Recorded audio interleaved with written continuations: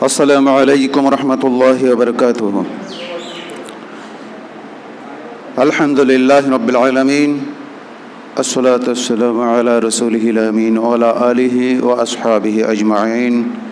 আম্মা বা'দ, ফাকাদ ক্বালা আল্লাহু তাআলা ফি কালামিহিল মাজিদ ওয়া ফুরকানিহিল হামিদ। ফাআউযু বিল্লাহি মিনাশ শাইতানির রাজীম। বিসমিল্লাহির রহমানির রহিম। ইন্নামাল মুমিনুনা ইখওয়াতুন آخر الآية أو كما قال رسول الله صلى الله عليه وسلم. وعن ابن عمر رضي الله تعالى عنه قال أن رسول الله صلى الله عليه وسلم قال المسلم أخو المسلم رواه البخاري ومسلم. সম্মানিত মুসল্লিয়ান কিরাম, আল্লাহ তাআলার দরবারে লাখো কোটি শুকরিয়া। প্রচণ্ড এই তাপদাহের ভিতরে আল্লাহ রব্বুল আলামিন আমাদেরকে তিনার ঘরে সকাল সকাল এসে জুমার নামাজের নসিহা শোনার তৌফিক যে আল্লাহ তাআলা দান করছেন, সে আল্লাহ পাকের দরবারে শুকরিয়া জ্ঞাপন করি আলহামদুলিল্লাহ। শতকোটি দরুদ ও সালাম সরওয়ারে দো আলম সৈয়দনা মুহাম্মদ রাসূলুল্লাহ সাল্লাল্লাহু আলাইহি ওয়াসাল্লামের প্রতি। সম্মানিত মুসল্লিয়ানে কিরাম, আজকে দুইটা বিষয় একটু কথা বলবো। একটা হচ্ছে গত সপ্তাহে অর্থাৎ এই সপ্তাহে চলতি সপ্তাহে মুসলিম বিশ্বের একজন নামকরা প্রেসিডেন্ট তিনার মৃত্যু, পাশাপাশি ইসলামে কৈফিয়ত অর্থাৎ জবাবদিহিতা, এই দুইটা বিষয় নিয়ে এই সংক্ষিপ্ত সময় একটু আলোচনা করব। আপনারা সবাই অধিকাংশ মানুষ অবগত আছেন যে ইরানের প্রেসিডেন্ট আপনার ইব্রাহিম রাইসি, তিনি একটা হেলিকপ্টার দুর্ঘটনা দেখানো হয়েছে যে সেই দুর্ঘটনায় তিনি ইন্তেকাল করেছেন। তো এই বিষয়টা আসলে অত্যন্ত একটা ভয়ঙ্কর বিষয়। আমরা যতটুকু জানি মুসলমানদের সম্পর্কে এবং ইরানের মুসলমানদের সম্পর্কে বিশেষ করে, যে তারা শিয়াপন্থী, শিয়া সম্প্রদায়। আমরা যেমন সুন্নি সম্প্রদায়, তো তারা হচ্ছে শিয়া সম্প্রদায়। তো শিয়া সম্প্রদায়ের পৃথিবীতে মুসলমানদের যে ভাগ দুইটা, শিয়া এবং সুন্নি, তো এর ভিতরে শিয়াদের উপরে যে পরিমাণ কলম ধরা হয়েছে শিয়া সম্প্রদায়ের উপরে, অধিকাংশ ক্ষেত্রে খিয়ানত করা হয়েছে। এবং বিশেষ করে মাজার পূজারী যারা সুন্নি, নিজেদেরকে সুন্নি দাবি করে মাজার পূজারী, শিয়াদের সম্পর্কে তারা বেশি নেতিবাচক মন্তব্য এবং বানোয়াট মন্তব্য তারা বেশি করেছে। আমাদের সুন্নিদের ভিতরে যেমন আপনার আছে মাজার পূজারী, আছে পীর পূজারী, তারপরে এই রকম আছে বহুত রকম, এই বাবা ওই বাবা, ল্যাংটা বাবা, অনেক রকম বাবা যেমন আছে। তো অনুরূপভাবে শিয়াদের ভিতরেও কিন্তু কিছু গোষ্ঠী আছে। তো আমাদের ভিতরে যেমন সুন্নি নামের কিছু মাজার পূজারী আছে, তো তারা যেমন এক ধরনের পথভ্রষ্ট মতো, সুন্নি মাজার পূজারী যারা, তারা যেমন একটু পথভ্রষ্ট, কিন্তু তাদেরকে সরাসরি আমরা কাফের বলতে পারি না, তাদেরকে সরাসরি কাফের বলতে পারি না, কিন্তু তারা একটা মানে পাপের কাজ করে, একটা শিরক করে, মাজারে সিজদা করে। কিন্তু এই কারণে আমরা তাদেরকে সরাসরি কাফের বলে ফতোয়া দিতে পারি না। অনুরূপভাবে শিয়াদের ভিতরেও প্রাথমিক যুগের কিছু শিয়া আছে, যে কারবালার যুদ্ধের পরে যে ইমাম হুসাইনের রাদিয়াল্লাহু, ইমাম হাসান এবং হুসাইন রাদিয়াল্লাহু তাআলা আনহুমা, ইনাদের পক্ষে যে মানুষগুলো ছিলেন, তো তাদের ভিতরে কিছু ছিল অতি উৎসাহী এবং অতি আবেগী মানুষ। তো যারা একাধারে হযরত আবু বকর রাদিয়াল্লাহু তাআলা আনহু, ওমর রাদিয়াল্লাহু তাআলা আনহু, ইনাদেরকে হযরত আয়েশা সিদ্দিকিয়া রাদিয়াল্লাহু তাআলা আনহা, হাফসা রাদিয়াল্লাহু তাআলা আনহা, ইনাদেরকে তিনারা কাফের বলতেন। এটা হলো প্রাথমিক যুগের শিয়াদের। তো পরবর্তীতে যে সমস্ত শিয়ারা এসছে, লেখাপড়া করেছে, আলেম ওলামা হয়েছে, তাদের অধিকাংশই কিন্তু তাদের এই পথ থেকে সরে আসলেও বৃহৎ একটা অংশ তারা হজরত আলী রাদিয়াল্লাহু তাআলা আনহু এবং ইমাম হাসান হুসাইন এনাদের পক্ষে, এনাদের মহব্বতে এমন কথা বলেন যে সাহাবী বিদ্বেষী কথাবার্তা বলেন, কিন্তু সমস্ত শিয়াদের এর জন্য আমরা দায়ী করতে পারি না। তো বর্তমানে ইব্রাহিম রাইসি, যিনি ইরানের প্রেসিডেন্ট, মারা গেলেন, ইনি একজন ভালো শিয়া ছিলেন, ইনি ওই রকম পন্থী ছিলেন না। এবং বর্তমানে যিনি আপনার ইমাম আছেন, ইমাম খামেনির পরে উত্তরসূরি যিনি আছেন, আমরা দেখলাম যে জানাজা পড়ছে, তিনার জানাজা পড়ানো দেখলাম।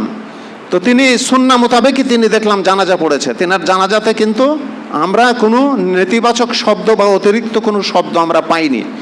তো শিয়াদের নামে আজান বানিয়েছে সুন্নিরা, শিয়াদের নামে আজান বানানো হয়েছে, শিয়াদের নামে বিভিন্ন রকম কিছু করা হয়েছে। আমি শিয়াদের কিন্তু দালালি করছি না, আমি ওদের সম্পর্কে স্টাডি করেছি এবং যারা শিয়া তাদের অধিকাংশের কাছ থেকে আমি বিষয়টা জেনেছি। তো যাই হোক, সব থেকে গুরুত্বপূর্ণ বিষয় হচ্ছে যে ইরানের প্রেসিডেন্ট ইব্রাহিম রাইসি মারা গেলেন। এটা ছিল কঠিন একটা ষড়যন্ত্র, কঠিন একটা ষড়যন্ত্র। দেখেন, ইরানের মতন একটা শক্তিশালী দেশের ভিতরে আপনার ইহুদিদের এজেন্ট ঢুকে পড়ছে, তাও একটা হেলিকপ্টারের পাইলট হিসাবে, এবং শুধু পাইলট নয়, আত্মঘাতী পাইলট হিসাবে, যে নিজের জীবন বিপন্ন করে হলেও ইরানের কতগুলো মাথাকে সে নষ্ট করে দিয়েছে। তো এটা ছিল ইহুদিদের একটা গোয়েন্দা বিভাগ আছে যার নাম হচ্ছে মোসাদ। তো সে ছিল মোসাদের একটা এজেন্ট। তো সেই মোসাদের এজেন্ট ছিল হেলিকপ্টারের পাইলট যিনি ছিল। আর সবচাইতে গুরুত্বপূর্ণ বিষয় হচ্ছে শুধু সে একাই আপনার ইরানের ওই সেক্টরের ভিতরে নেই, আরও বড় বড় মানুষ ওই সেক্টরের ভিতরে আছে। সেটা হয়তো তদন্ত সাপেক্ষে ইরান হয়তো এটাকে ধরবে। যেমন ইব্রাহিম রাইসিকে যে হেলিকপ্টারে চড়ানো হয়েছে, সেই হেলিকপ্টারটা ছিল 1960 সালের হেলিকপ্টার, আমেরিকার তৈরি।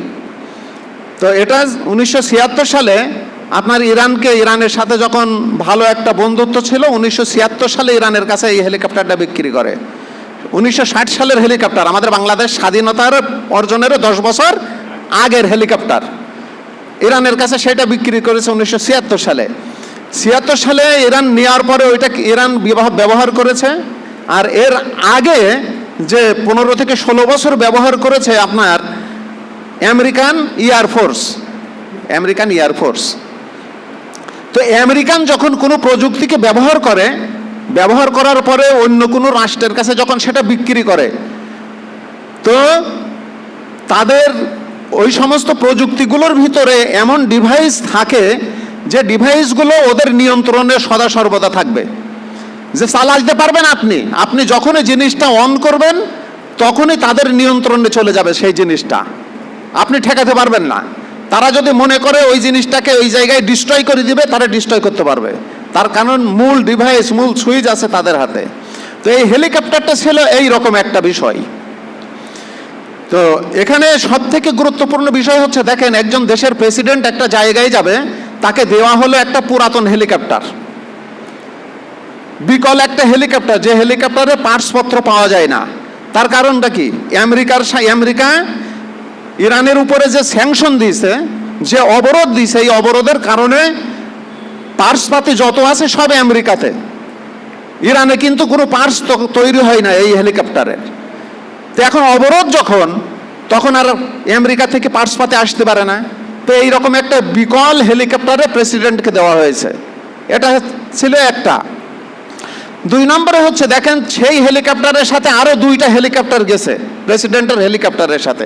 তো আমরা সাধারণ পাবলিক তো এটাই বুঝবো যে প্রেসিডেন্টের হেলিকপ্টার মাঝখানে থাকবে, তার সামনে একটা হেলিকপ্টার থাকবে, পিছনে একটা থাকবে, এরা গার্ড দিয়ে নিয়ে আসবে, এটাই হচ্ছে নিয়ম। কিন্তু প্রেসিডেন্টের হেলিকপ্টারটা ক্র্যাশ হয়ে গেল, আর ওই 2টা হেলিকপ্টার আপনার ফিরে চলে গেল ঘাঁটিতে। তাহলে এর দ্বারা আমরা কি বুঝতে পারি? তো এটা একটা কঠিন ষড়যন্ত্র। তো দেখেন, ইহুদিরা কিভাবে ধ্বংস করছে। যখন দেখছে যে হেলিকপ্টারে ইব্রাহিম রাইসি এখানে এসছে বাদ উদ্বোধন করার জন্য, এবং যখন তারা ফিরে আসছে, ফিরে আসার সময় তাদের হেলিকপ্টারটা ক্র্যাশ করে ফেলছে। তো এই যে ইহুদিদের ভয়ানক একটা চক্রান্ত, ষড়যন্ত্র, এটা কিন্তু শুধুমাত্র ইরান বা ফিলিস্তিন এই সমস্ত রাষ্ট্রের ভিতরেই সীমাবদ্ধ নাই, এটা কিন্তু আমাদের রাষ্ট্রের ভিতরেও চলছে। আপনি কি মনে করেন যে মরহুম প্রেসিডেন্ট বঙ্গবন্ধু শেখ মুজিবুর রহমানকে হত্যা করা হলো, এটা কি শুধু বাংলাদেশের এই পদস্খলনকারী এই কতিপয় আর্মিদের এদের ষড়যন্ত্রে হয়েছে, এটা কি মনে করেন? কঠিন ষড়যন্ত্র আছে এটাতে, ইহুদি চক্রান্তের ষড়যন্ত্র আছে, পার্শ্ববর্তী দেশের ষড়যন্ত্র আছে। জিয়াউর রহমানের হত্যা করা হলো, সেটাও কঠিন ষড়যন্ত্র আছে। তার কারণ ইনারা সব জাতীয় আন্তর্জাতিক মানের নেতৃত্ব তৈরি, নেতা তৈরি হচ্ছিল তারা, কিন্তু তারা সেটা চাচ্ছিল না। তো এখন মুসলিম বিশ্বকে নেতৃত্ব দেওয়ার জন্য ইরানের প্রেসিডেন্ট কাজ করছিল। দেখেন, যেই মুহূর্তে ইরান ইহুদিদের উপরে হামলা করেছে, ইসরায়েলের উপরে হামলা করেছে, সেই মুহূর্তেই দেখেন একটা হলো হামলার আগে ইরানের যে সেনাপ্রধান ছিল তাকে হত্যা করা হলো, ড্রোন হামলা করে তাকে হত্যা করা হলো। আর তার কিছুদিন পর পরে ইরানের প্রেসিডেন্ট দেখেন গত সপ্তাহে হত্যা করা হলো। তাহলে এদের চক্রান্ত হচ্ছে কঠিন ষড়যন্ত্র, কঠিন চক্রান্ত ইহুদিদের।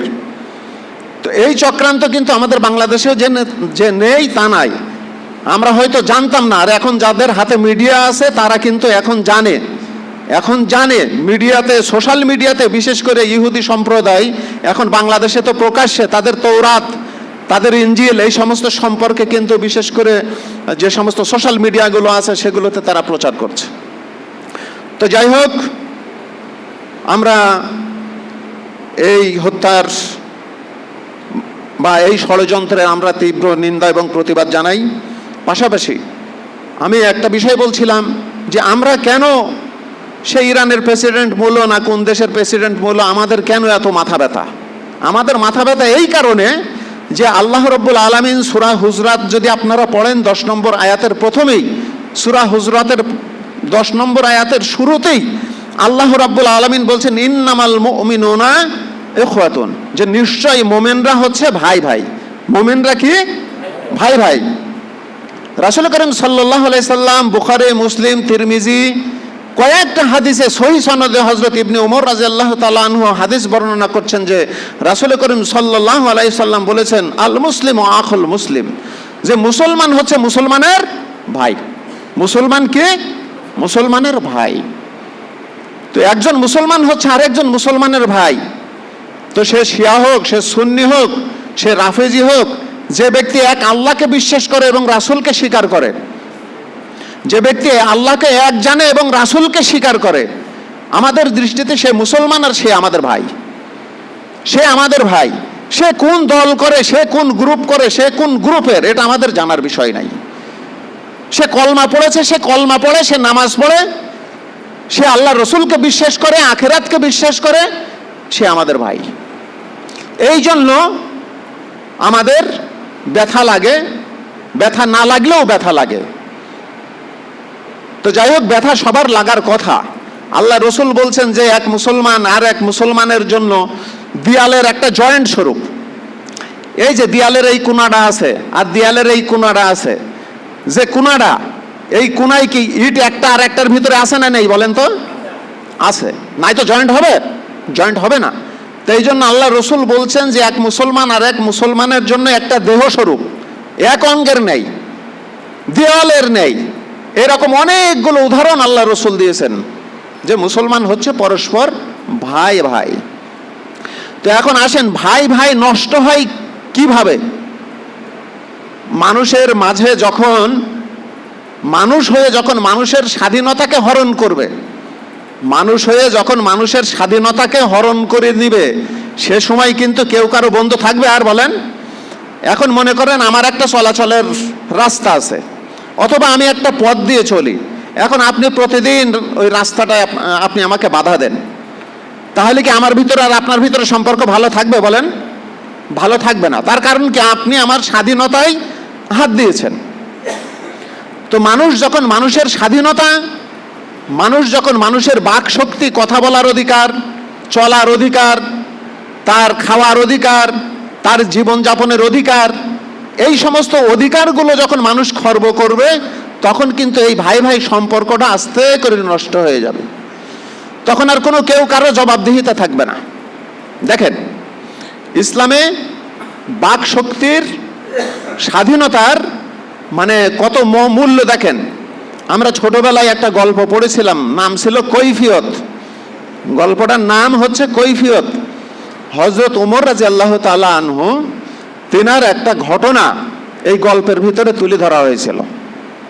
তো হযরত ওমর রাদিয়াল্লাহু তাআলা আনহু উনি যখন রাষ্ট্রপ্রধান ছিলেন, তো স্বাভাবিকভাবেই একজন ইমাম সাহেব যখন নামাজ পড়ায়, তো তার পোশাকটা একটু মুসল্লিদের থেকে লম্বা চওড়া হয় না বলেন তো? একটু লম্বা চওড়া হয়, একটু সুন্দর হয়, একটু ভালো হয়, তাই কি না? হয়। তো ওমর ইবনুল খাত্তাব রাদিয়াল্লাহু তাআলা আনহু উনি ভালো মানের একটা পাঞ্জাবি, বড় পাঞ্জাবি গায়ে দিয়ে, নতুন পাঞ্জাবি গায়ে দিয়ে উনি জুমার নামাজের খুতবা দিচ্ছিলেন। তো হঠাৎ করে আগন্তুক একজন ব্যক্তি মসজিদে প্রবেশ করার পরপরই উনি কিছুক্ষণ পরেই হযরত ওমর রাদিয়াল্লাহু তাআলা আনহুর খুতবা শুনতে শুনতেই উনি উঠে পড়লেন। কি মনের মধ্যে জাগছে, উঠে পড়ছে। বলছে, হে আমিরুল মুমিনিন, আপনি খুতবা বন্ধ করেন, আমার কথা আছে, আমার কথার উত্তর দিবেন, তারপরে আপনি খুতবা শুরু করবেন। কে কাকে বলছে বলেন তো? ওমর রাদিয়াল্লাহু তাআলা আনহু তখন কে? হ্যাঁ, খলিফা। শুধু কি আরবের খলিফা? অর্ধেক পৃথিবীর খলিফা, অর্ধেক পৃথিবীর খলিফা। আপনি কল্পনা করতে পারেন যে অর্ধেক পৃথিবীর খলিফা, তাকে একজন পাবলিক, হাদিসের ভিতরে, ইতিহাসের ভিতরে এসছে যে খুবই নগণ্য মানের পাবলিক, গেয় পাবলিক, সে হযরত ওমরের খুতবা বন্ধ করে দিয়েছে, দিয়ে বলতেছে, আমিরুল মুমিনিন, আপনি আমার কথার উত্তর দেন। এবারের বাইতুল মাল থেকে যে পরিমাণের কাপড় বিলি করা হয়েছে, আপনার যে পরিমাণের কাপড় বিলি করা হয়েছে, ওই কাপড় দিয়ে তো এত বড় পাঞ্জাবি হবে না। আপনার এত বড় পাঞ্জাবি আপনি পেলেন কেমনে? আপনি কাপড় বেশি নিলেন কেন? সেই জবাব আগে দেন, তারপরে খুতবা শুরু করেন।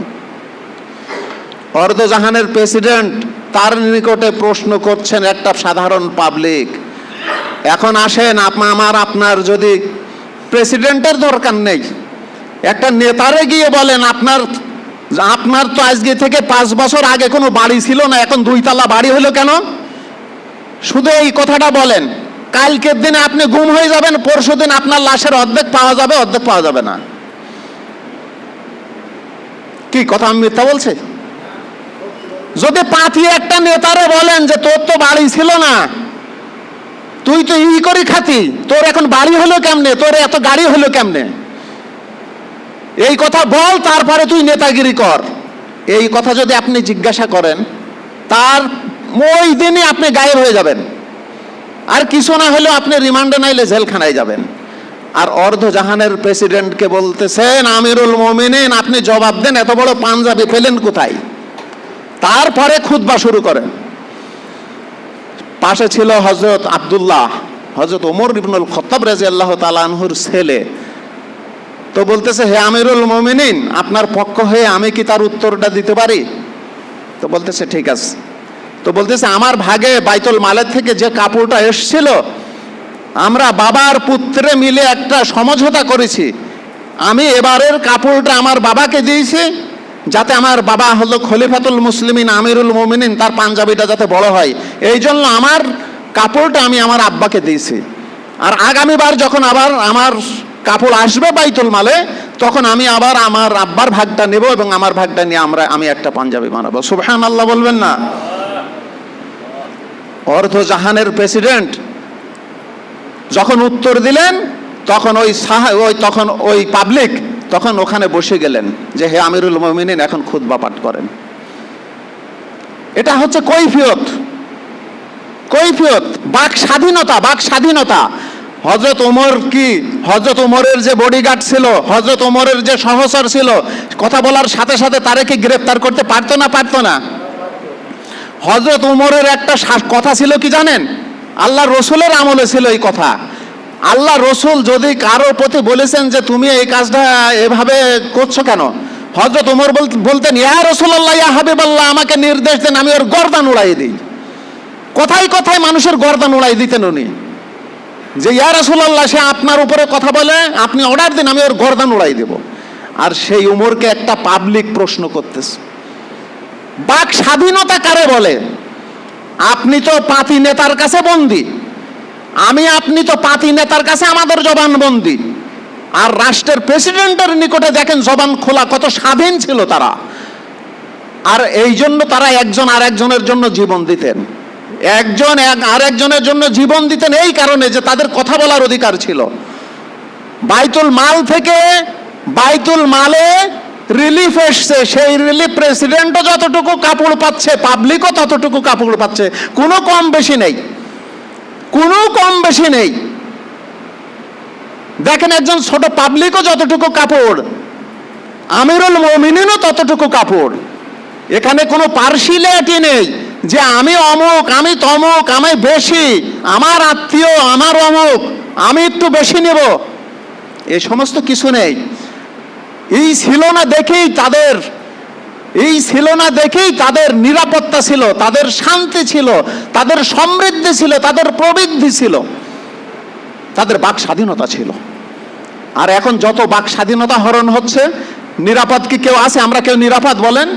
যারা ক্ষমতায় আছে তারাও তো নিরাপদ না। এই যে পত্রিকাতে দেখলাম আমাদের একজন এমপি মহোদয় কলকাতা গিয়েছিলেন, কি কারণে গিয়েছিলেন আমার জানা নেই। তো উনাকে এমনভাবে গুম করেছে, উনাকে এমনভাবে মেরেছে যে ওনার লাশের, আমাদের ডিবি হারুন মহোদয়, উনি দেখলাম প্রেস ব্রিফিং করতেছেন, ডিআইজি হারুন সাহেব প্রেস ব্রিফিং করে উনি বলছেন যে তার লাশের অর্ধেক অংশ পাওয়া গেছে, অর্ধেক অংশ পাওয়া যায় নাই। দেখেন এই রাষ্ট্রের একজন এমপি, তার লাশের অর্ধেক নেই। কেন নিরাপত্তা গেল? কোথায় গেল নিরাপত্তা? কি জন্য গেল নিরাপত্তা? এরকম নৃশংস হত্যার শিকার কেন হতে হবে আমাদেরকে?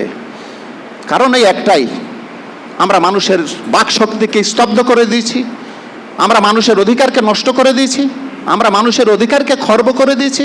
সেই আমিরুল মুমিনিনের জগতের স্বাধীনতা এখন আর নেই, যার কারণে এত বিপর্যয় আমাদের ভিতরে দেখা দিচ্ছে। তো যাই হোক, আল্লাহ রাব্বুল আলামিন আমাদের তৌফিক দান করুন আজকের খুতবা থেকে ফায়দা